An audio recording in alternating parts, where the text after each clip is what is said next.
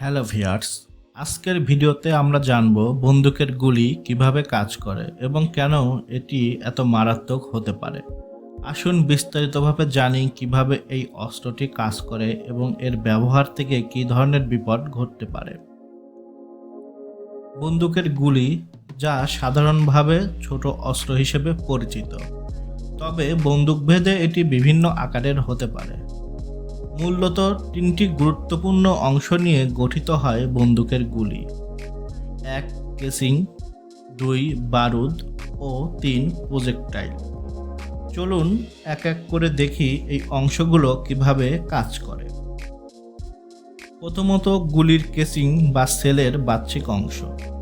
এটি ধাতু বা প্লাস্টিক দিয়ে তৈরি হয় এবং গুলি, বারুদ এবং প্রজেক্টাইল ধারণ করে।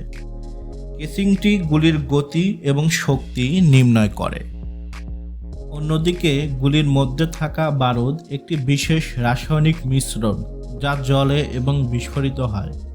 যখন ট্রিগার টানা হয়, ফায়ারিং পিন বারুদকে আঘাত করে, যার ফলে বারুদ বিস্ফোরিত হয় এবং প্রচণ্ড চাপ তৈরি করে। এই চাপ প্রজেক্টাইল বা গুলির মূল অংশকে নল দিয়ে বের করে দেয়। প্রজেক্টাইলটির গতি 1 সেকেন্ডে কয়েকশো মাইল পর্যন্ত হতে পারে। উচ্চ গতি গুলির আঘাতের শক্তিকে অনেক গুণ বাড়িয়ে দেয়। এখন প্রশ্ন হলো, কেন গুলি এত মারাত্মক? গুলির শক্তি এবং গতি শরীরের বিভিন্ন অংশে গুরুতর ক্ষতি করতে পারে। যখন গুলি শরীরে আঘাত করে, তখন এটি অভ্যন্তরীণ রক্তপাত ঘটাতে পারে।